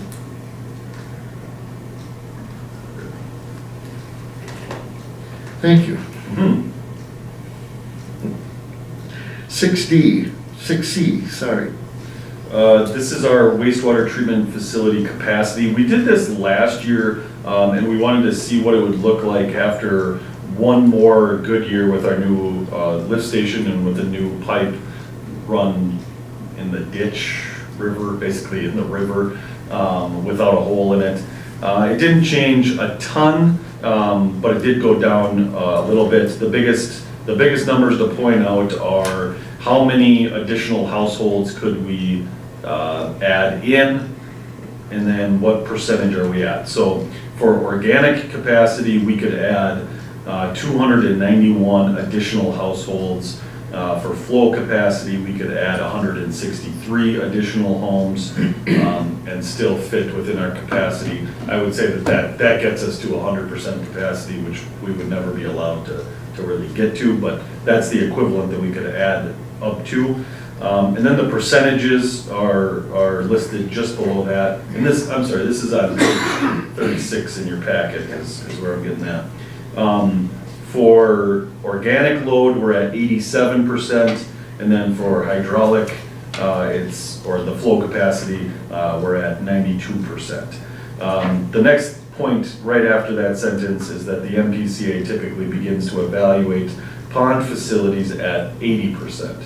So we are over 80%, so it's safe to say that they are evaluating us. I think that we've done a really good job in communicating with the MPCA, so there's nothing that we're doing right now that they're all that concerned about, but it does allow me to basically pitch a project, which is, we have two projects that are really, really high impact that don't include tearing up an entire street, so that means that they're a little bit cheaper. The first one is the 21 and 24-inch line running through the entire downtown.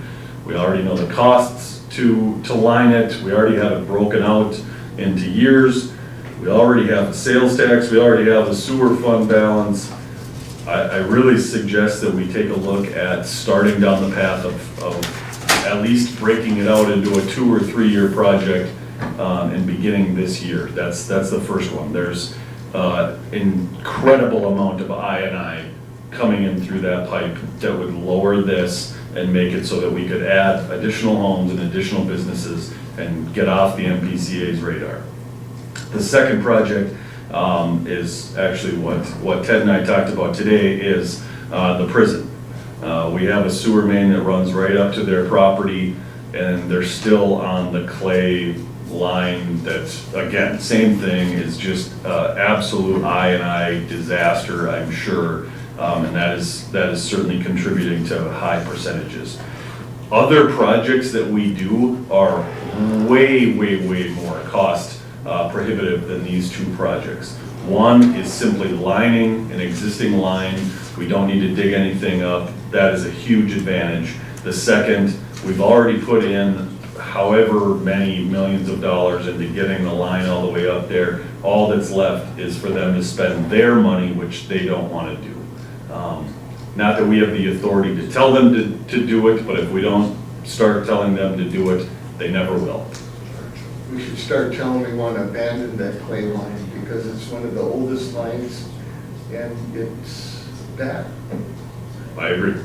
That's what we should be They have to doing. hook up if we do abandon the line. So just turn the valve. There's just a big valve on there, Phil, for the prison. We just Turn it and back up through all their rooms. Well, I mean, you have the pollution control agency come in and give their professional opinion that we need to abandon the line. I guess that's pretty well.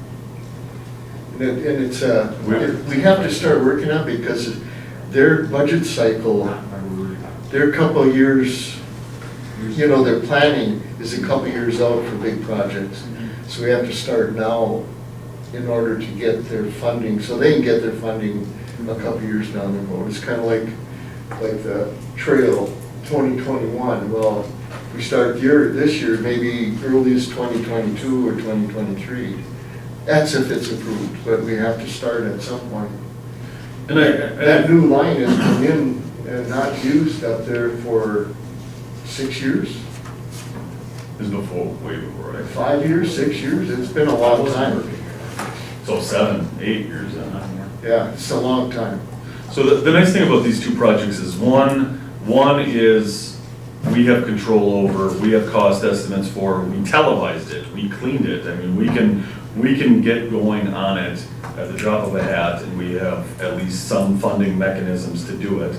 The second is we know it's gonna take a long time, and our job is just to communicate that it's time to start working on it. So my suggestion is that we start going down the path of those two projects. Those are the easiest way that we can lower our percentage of our capacity.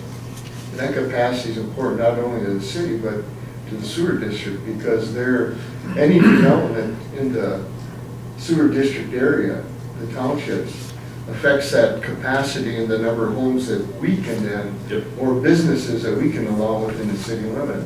At some point, you know, the old school will be refurbished and those apartments made available. And if that's 36 apartments, that's almost like 36 homes, I would imagine. So the effect can be real quick and real severe on us if we don't get a hold of this. And I agree with that about that. The one line, sewer line coming down through, starting, I think, on, was it 3rd Street there, 4th Street, going all the way to, All the way to the lift station. all the way to the lift station, yeah, All the way underneath the arena. yeah. I mean, you want to talk about a bad one to have break, that would be a bad one to have break. It'd be abandoned, we'd have to go around that, you wouldn't do anything else with it. Unless Phil could move the arena, I would like to see that, want to be there. We can dig inside or you dig in the rain. And wash it all, whole thing wash away. Thank you very much. Any questions by the council? Are we waiting then for this report to be completed and handed to us before we start talking about Unless I that can, line itself? unless I can just talk you into doing it right now, but. I'm sure we'll all want to see it and see the priority, but thank you. Yeah. 6D, wells number 1 and number 2, rehab, replacement, engineering service estimate. So this is kind of the second phase of the well project. The first phase was really doing a water model and trying to figure out how our water system works, what size pumps we need, you know, all of that kind of stuff. This is the second phase, which would be to actually design a new well house or look at rehabbing. If you tell me that it's okay to only look at building a new well house, that makes it not that much cheaper, but a little bit cheaper. But anyways, this is part of doing a project this large. Say the lift station project is the same way. Is generally speaking, when you go out to do a project, the engineering cost is built into the estimate that they're giving you for that project. It's say 20% of the project. What we're doing here is we're just kind of breaking it out prior to actually going out for bid for this project. So this would have been there regardless of whether we're doing the project right now or not, but this is the next step for designing the well house. So I am looking for you guys to approve this so we can continue on our way to designing the new well house. So the total fee is about $39,800. $39,800. Yep. And this funding is out of our Water fund. Water fund, okay. So you can see kind of the work plan. There's a well site plan that you start dealing with, like the MPCA and trying to figure out permitting and all of that stuff. The second phase or second task is water distribution system analysis, which I think we were gonna basically start once spring gets around and we can kind of take a look at the pressure reducing valves in the booster station. We were gonna start blowing some water all around. The third one is the actual design of the well and pumping facility, site plans, technical memorandum, and final technical memorandum. Council, any questions and/or motion?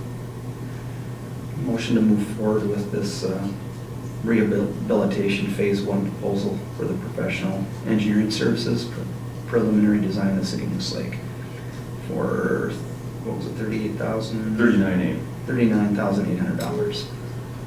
Do I have a second? Second. Any further questions, discussion? Hearing none, all in favor say aye. Aye. Opposed? Motion carried. Thank you.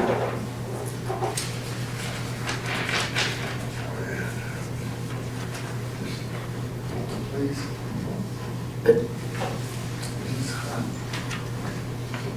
Even I say it's hot.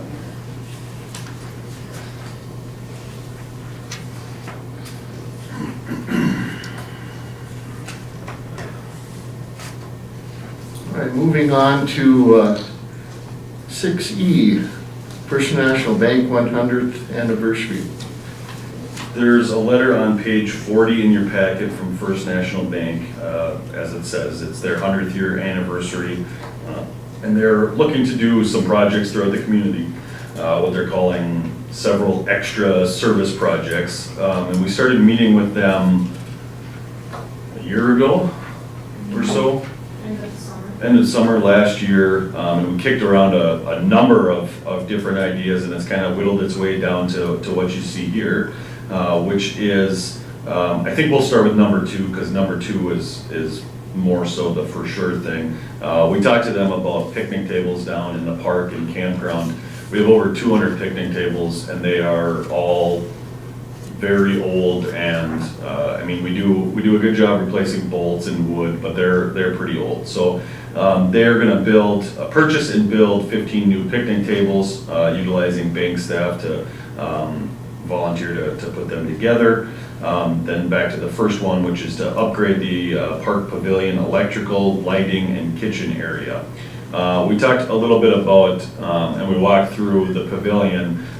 We want to continue to keep the building what it is, which it has a bit of rustic charm. It's free to use. You're not worried about anything being dirty or breaking anything, and that we do want to continue that. So the things that they're doing are not going to change the aesthetic entirely, but they will clean it up a little bit and make it look nicer. So electrical, lighting, the kitchen area. The kitchen area, they're looking at replacing the countertop and adding cabinets, replacing the stove and refrigerator, replacing the water heater, and then some plumbing and carpentry work as well. So I think that this is a great project. We are very, very, very happy to work with them and grateful for their contribution to the city. And number 3, purchase trees and plant a new school forest. But we're not the school, Oh, this is the whole overall. so. Yeah. Okay. They are looking at purchasing trees and planting a new school forest. Okay.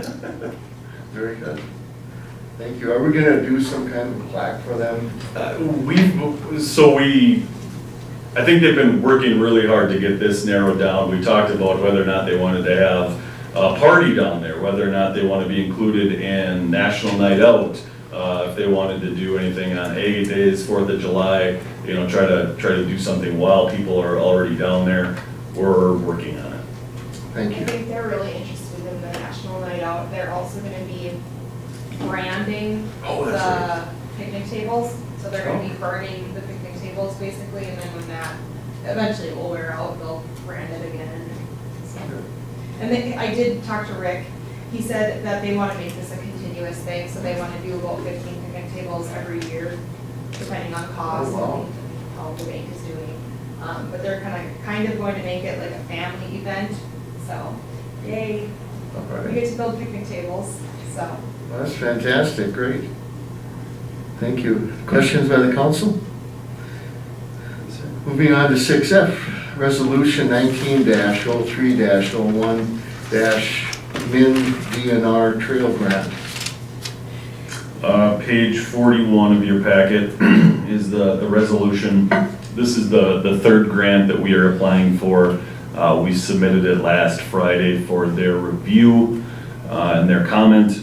We got an email back today stating that they had a few comments, but it was very well written. So I'm hoping that we're getting off on the right foot with this grant as well. One piece of the grant is that we pass a resolution stating that the council is in support of doing this trail, which we're a little far down the rabbit hole to pull back now. So I would ask that you approve this. Very good. Move that motion that we pass resolution number 19-03-01. Is that a second? Second. Open for discussion? Hearing none, all in favor say aye. Aye. Opposed? Motion carried. 6G, the 2018 audit. Just want to make sure everybody is aware, in 2 weeks, our annual audit will be taking place at City Hall. That's about it. I think we're pretty well set already. I don't know that we have any real concerns. We don't need a single audit, which is just a fancy way of saying more expensive and more thorough. So we look pretty good and are ready for them to go. Very good. Thank you. Any questions for the council? No? Moving on to 6H, MCFOA Annual Conference. Next week, I will be gone at this conference.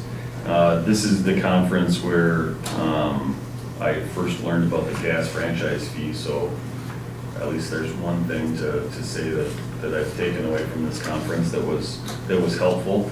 I highlighted some of the trainings that I'm fairly certain that I will be going to, but if there's any other ones that you would prefer other than those, let me know. But yeah, I'll be gone next week. Good. Great. Council? Glad you're going. Where's this one at? St. Cloud, it's in St. Cloud. It's awful. So they used to have this training in the cities, and it's always the same week as state basketball, which, not that I'm there for state basketball, but now it's in St. Cloud, which is an hour and a half drive down to the state tournament. So it's in St. Cloud. Thank you. Mm-hmm. Good luck with that. Mm-hmm. And thank you for going to it.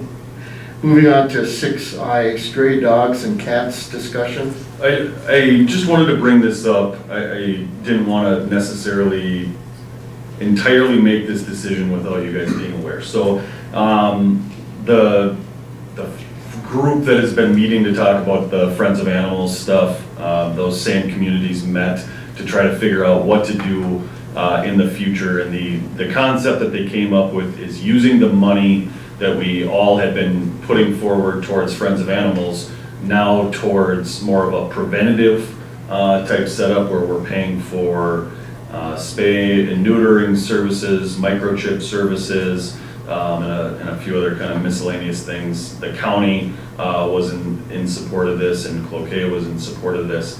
It's not that I'm not in support of it, I don't think that we should participate. I'm not budgeting any money any longer for animal control other than just in case the chief wants to purchase some minor equipment for what our needs are. And I asked you today or yesterday, how many stray dogs have we had in our kennel for longer than 24 hours? 0. So I am right now, not necessarily in the future, but I am right now saying that we do not have a problem, that I think that we should be contributing $6,000 to some service that frankly is a Carleton County thing, not a City of Moose Lake thing. So that's kind of where I'm at. Council consensus, agreement with this? Yeah, that's once the water line service we get fixed. Good one. All right. Too soon, Tim? If I could say something, Yes, sir. I do still think we need to find a solution if we do come across a dog that's a stray, other than us holding it for 5 days. Whether it be animal allies in the booth or another pound. Just keep that in the back of your mind. I don't think that anybody has, I can bring that up if there's another meeting, certainly. There is nobody that has, Cloquet has a temporary sort of agreement with Animal Allies. Animal Allies was not all that desiring to take any of this on. They're built to handle what they have and what they have only. So there was no part of this that was a real solution to any of that. No, that's what I'm asking, that we should probably find. In the future, yeah. Because I'm sure the day will come where we do get stuck with some animals and can't. Ted, bring me Ted's house. I'm wondering if we could contact some of the local, like, shelters. I mean, so on Facebook, I like a shelter out of Cromwell, and they pull dogs from North Dakota. So if they have resources to pull it from North Dakota, if the time ever came, I'm sure they would, for a fee, of course, they would pay. There's also one in Cloquet. I just had to use that the other day. Okay, so I mean, there are other options besides, Friends of Animals, Animal Allies. And she's on Facebook. There was I was gonna say, there's a Facebook one where they pull in, it's not a shelter, but it's more like a group that they find foster Yep. homes for them. Until they're adopted. Yeah. Yep. So, So I think that if you don't have that number, if you're a part of that group, maybe get that to Bryce, so then he can disseminate that to the Yep. officers. Or Kathy. I'm not sure. Cats. Cats too, I don't know, if the one I dealt with was like a Labrador. You gave away a lot. I tried to get it passed as a canine, but they said no. And then I tried a therapy dog, and that was shot down too. How far south do we have to go before there's anything available?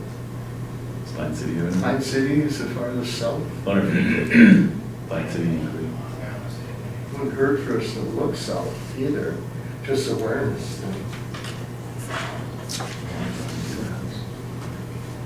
Or Esco. Asco would be a prime place. Okay, any other discussion on the stray dogs and cats discussion? Hearing none, we'll move on. I'd like to do J at the end, so we're gonna go to K, liquor store manager position. At the last meeting, we approved Kevin Coyle for the liquor store manager. He resigned his position. I don't know if I can necessarily say it from the personnel committee or the liquor committee, but I would recommend that we hire Elaine for the liquor store manager position. Very good. Do I have a motion, question, and or motion? I'll make a motion to hire Lane as our manager. Do I have a second? Open for questions, discussion? Hearing none, all in favor say aye. Aye. Opposed, same. Motion carried. And then at the liquor store, or not liquor store meeting, the liquor control meeting we had today, that opens up one of the 3 full-time positions that we have down there, not necessarily for another assistant manager, but just another full-time position. The liquor committee recommended that we post that position internally for 7 days, and that Elaine speak with all employees, part-time, what have you, and inform them that that posting is open, collect those applications and turn them in at the end of that 7 days. Do you need any action by the council? Just that we approve hiring for that position utilizing that method by posting it internally. All right, well, open for questions and or discussion or a motion. Make that motion that we go forward with that recommendation. Do I have a second? Second. Any questions, discussion? All in favor say aye. Aye. Opposed, same. Motion carried. And congratulations to Elaine. Moving on to 6L. And this again, I think we have one more Yeah. letter on the frozen lines, frozen water line. Tony Grimm came in today and met with me. He owns a few properties, that I think he has them listed here on the bottom. He has had his service lines, so unlike the last one, these are service lines that are freezing. He's had his service lines freeze every year. And part of the reason that we passed the policy that we have is quite frankly for situations like this, only he's stating the opposite side, which is that he liked it the way that it was previously, which is that the city just took care of it. The city took care of welding, the city took care of running extra water lines, the city took care of paying for it. And that is the exact thing that we are trying not to do. From the curb stop to the home. From the curb stop back to the main, I agree, that is our responsibility. In this case, these lines froze up. He does not like the new rule. He hired Abco Plumbing to weld those lines. It cost $1,100, and he is requesting that we pay this bill.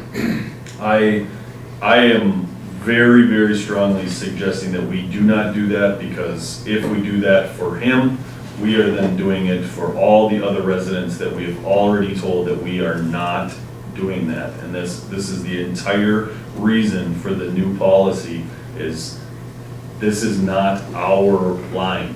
This is an individual's service line to their home. We started this new policy a year ago, or was it 2? I thought it was 2 years ago, yeah. Could be 2 years ago, so we're already following it for 2 years, so we're not, I can't see going backwards from, to this. I understand his problem, and it's unfortunate. Is the cost, because they're too, and I don't know if you even know about it, are they too shallow? It's not looped and they're too shallow. So there's not like in a normal block, the water main would be looped, there's water moving all the time. Yeah. So even if he ran the water, would this have happened? Well, I can't say that for real, for sure. I can tell you that we found out that somebody wasn't. That would be person number 2 that we had a conversation with to to run their water, specifically verbally and with the letter, and Phil standing here every month saying it, and we found out that they weren't running their water. So that's one problem. And I do have to say one other thing, because he said it to me and he put it in here too. One of the things that he said was that basically he talked to Phil, and Phil said he wasn't gonna go do anything. That's not what Phil said. So I do wanna make that clear. I think he called you yesterday at 3. And first off, they're done at 3. Second off, they were steaming culverts to make sure that we didn't flood tonight. And third, we knew about this last week. The time to set this up would have been ahead of time, because he basically called at 3 to say that this guy was coming this morning to do it. Can you get out there and take care of whatever? And Phil basically said, I'm steaming culverts. I can't get to it right now. So, just so we're clear on that. But anyways, I would suggest that we do not pay this. To the council, any action or discussion? I think we should take action, not just table. I agree. We've had this, as we stated, we've had this ordinance in effect for 2 years, so I would make a motion to deny the claim. Do I have a second? Yep. Second. Any further questions, discussion? Hearing none, all in favor say aye. Aye. Opposed? Motion carried. The only thing, the individual knows that these lines are shallow. Do they come from the behind? On industrial. 6. Yeah, do they come behind the buildings, or are they in front of the buildings? Comes down 6th Street and then across the front of the property. Okay. Yeah, across from like that feed, I don't know what the business is, there used to be the old co-op store. Yeah. The old Skelly gas station for the people living in this lake longer than a few years. My uncle's old gas. Yes. So, all right, I guess that item has been completed. Thank you. They vote on Yes, it. we did vote on it. And that brings us to 6J. This item has come before us either once or twice a year for the past 4 years, and for a reason. I'm not going to go into the technical aspect of it like the attempt that has been in the past, because I think when it got too technical, a lot of the information got lost because a lot of it was hard to understand. So I'm going to talk about it from a different point of view of the 2 projects that are kind of intertwined with this, and the consequences of what happened with the funding of the PEG fees. And just for understanding, the PEG fees are the fees that customers that are on Mediacom pay. And this was negotiated between the state of Minnesota and Mediacom, and I believe the city was involved back then when this was set up. So this is something that's been on the books for quite a long time.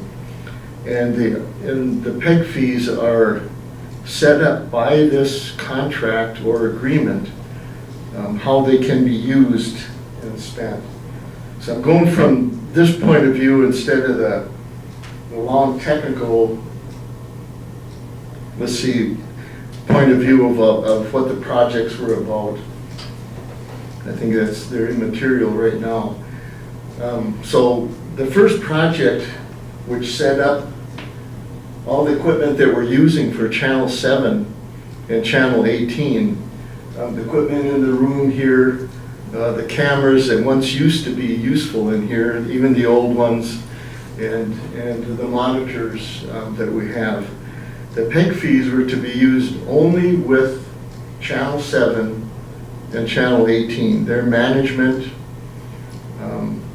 their upgrade, their upkeep, and also the use of the channels, in other words, the information on the channels. I think you know that there are some churches are using it, and we have capability in other areas of the city that have not been utilized yet. There was a project presented about 7 to 6 years ago, so this is before anybody on the council here, none of you were involved with that. I'm probably the only one that was in the room here that was probably part of that. So that project was presented to the council back then. It was a comprehensive project. The funding was part of it. In other words, using the PEG fees for a number of years to pay. In fact, the PEG fees can only be used for Channel 7 and Channel 18. And that funding was identified and told to the then council and the project to be completed. And that was a community access project. And it was a messaging project throughout the community. There were sites selected where these would be installed. And the council voted and approved the project. And it went along fine for 2 years because you only have a set amount of money at the PEG fees. Back then it used to be over 20,000, but now with the falling of customers, I think we're down at 16 to 17,000 a year. And that's the PEG fees. That's how much is available now. So only a certain amount of this community-wide messaging project, and because of the 2012 flood, when we found out that cell phones got overwhelmed and landlines were not usable, we didn't have a way of communicating to the different elements within the city. So we added the emergency response or emergency communication part of it into that original project, the messaging project, using Channel 7 and 18 throughout the community. And like I said, because of the funds are only limited, you only could do so much each year. And quite a bit was done. Well, a couple of years, you're probably talking $50,000 were spent in those first couple of years. And we had assets, I should say, that were not installed because we were waiting for the third year to install the stuff. There used to be cameras in here that were actually bought with that money that was removed from here and put into the second project I'm talking about, but they should not have been because they were bought with PEG fees and should be only used for Channel 7 and Channel 18. So there's some of the assets got used and some of it got moved around and they got mixed up into the overall technology project that I'll talk about next. And there was a project brought to us about 4 years ago, and I know most of you weren't involved in it, and maybe none of you were at that time.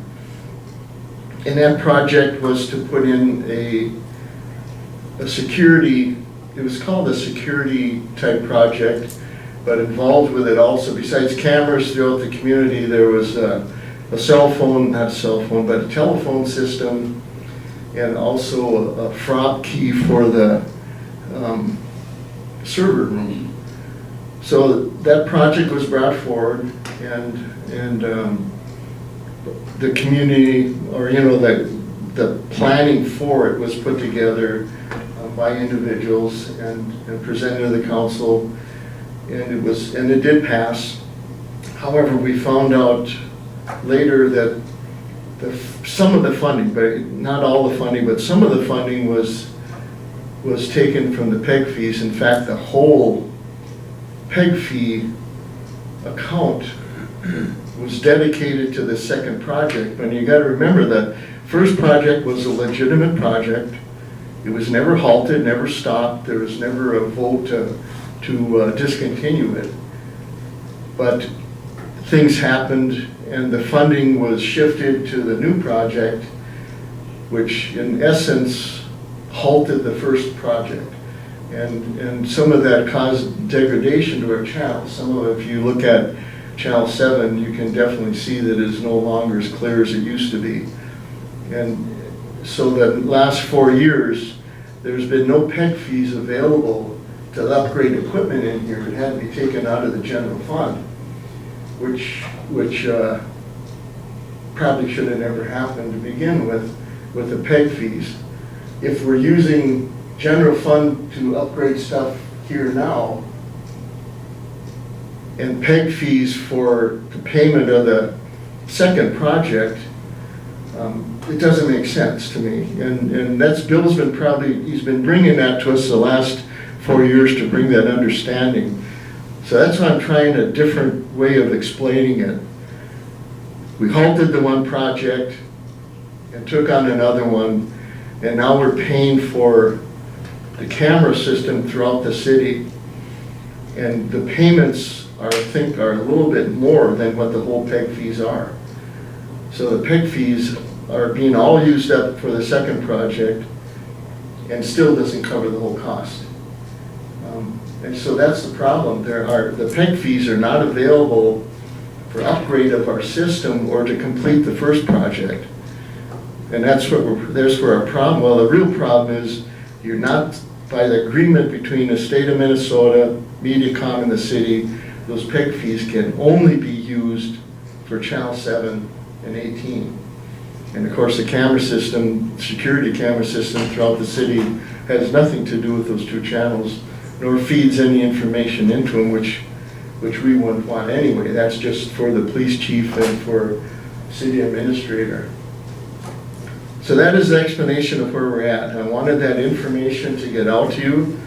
Bill has some information starting on page 47 and going on 48, 49. And it's similar to what he's brought to us for the past 4 years. And at some point, we have to solve this problem. And I think we owe still, I know we talked about earlier, Tim, we owe how much on payments for the cameras? 1 year. 1 year. 12 months. 12 months? 12 payments. Framework payments, and they're about 1,000 something a month. 1,400. Okay, 1,400 a month. And quarterly on the PEG fees right now, we bring in about 4,000. So it doesn't even cover that expense. So there is our problem. And I'd like the council to go through this information Bill brought to us. And I'd like it as another agenda item next month and open it up as a discussion. I'm not looking for any answers right now tonight. I'd like you guys to have the time to look at it, talk about it, come in and talk to Tim about it. He's got a problem because there's no budget for replacing the PEG fees. So we do have a problem there, but it is still, I would say we're not using the PEG fees correctly, and probably that's not a legitimate way to spend that money. It's supposed to be on the Channel 7 and Channel 18 only, by agreement with by the state and Mediacom. Is there an ordinance on that between cable company and the city on that? I don't think it's an ordinance, I think it was an agreement, a contract. Okay, I was speaking to Bill somewhat on this here There's an today, ordinance. and he had brought up an ordinance about legality between all this, where that money is supposed to be being spent. Does it state it in, Mhm. okay. So that'll give council time to look at the ordinance and go through the ordinance and take your time and talk to Tim about it, please, because it's just not the Channel 7 and 8, the PEG fees and the funding, but it affects our budget and how that can be straightened out. It's not an easy thing, and Tim inherited it, and I think all of you have inherited it also. And I'm not looking at finger pointing or giving names or talking about anything. We are where we're at. That's, to me, and we just have to look forward at what we're gonna do. Can we get those two, ordinance 111B? And that joint power stuff sent to us, or email, please. So it gives you time to kind of read through it, kind of get a, you know, a good handle on it. Probably it was easier to understand than going through all the technology part that we tried in the past, and then just leave it at that. With that, if there's not any questions, I'll move on. 111B. Hearing no questions from anyone, we'll go down to number 7, reports and correspondence. I forgot to get a letter from the Audubon. I think they want to plant 1 million trees, and Tim was wondering where we would do it. And he was going to give it to Phil to solve, so I think that's taken care of. And we'll bring that letter next month. I didn't know, no reaction out of Phil, I can't believe it. I don't know what to say. Moving on to number 8, committee and board meeting minutes. We have 8A, the Moose Lake Power Organizational Meeting minutes from January 5th, 2018. 8B, Moose Lake Power regular meeting minutes, January 15th, 2018. Should that be 2019? Those both should be 2019. Lois, what's the matter? You're slipping on me. Yeah, I did slip on that. 8C, Moose Lake Fire District meeting minutes, February 12th, 2019. That one was right. I did. 8D, Moose Lake Economic Development Authority meeting minutes, February 13, 2019. 8E, Moose Lake Park Board meeting minutes, March 4th, 2019. 8F, Moose Lake Public Library meeting minutes, March 11th, 2019. So for your review, does anybody have any questions on any of them right now? Hearing none. Moving on to 9, announcements. Regular Moose Lake City Council meeting Wednesday, April 10th, 2019 at 4 p.m. right here. Moose Lake Economic Development Authority Wednesday, April 10th, 2019 at 12 p.m. the city conference room. Moose Lake Water and Light Commission regular meeting Tuesday, April 16th, 2019 at 3 p.m. Water and Light office.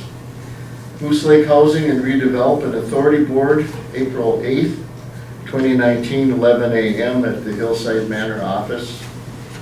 Moose Lake Area District, Fire District meeting on Tuesday, April 9th, 6:30 p.m. Emergency Response Center. Moose Lake Park Board meeting Monday, April 1st, 2019 at 6:30 p.m. right here.